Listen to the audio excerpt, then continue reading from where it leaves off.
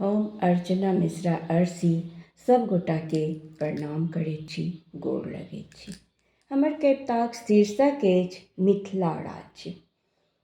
आबह उठू हे मिथिलावासी, आबह उठू हे मिथिलावासी, पुण्य काज में नहीं करू देरी। गाम गाम शहर शहर सब मिल, गाम गाम शहर शहर सब मिल फूँक दियो बिगुल सुतल सरकार के जगह। सुतल सरकार के जगह अपन अधिकार लैकऽ करब हम संतोष, करब हम संतोष।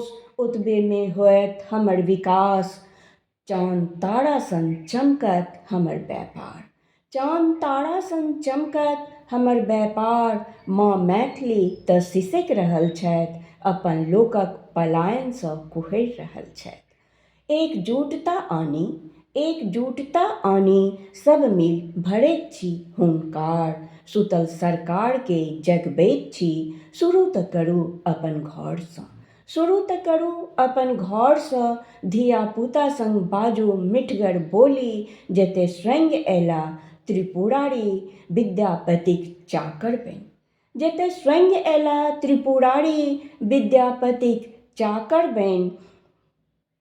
ओहि मैथिली के पीठ पाछाँ, ओहि मैथिली के पीठ पाछाँ कुचक्र करैत छी, मिथिलाक लाल के दोसर राज्य में पठबैत छी।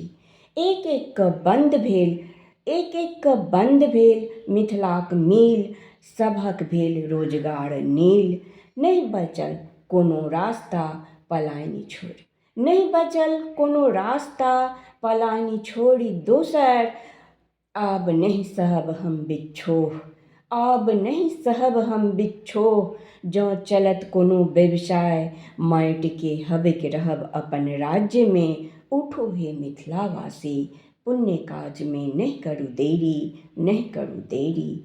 जन जन करैया पुकार, जन जन करैया पुकार, मिथिला राज्य करू घोषणा यौ सरकार, करू घोषणा यौ सरकार।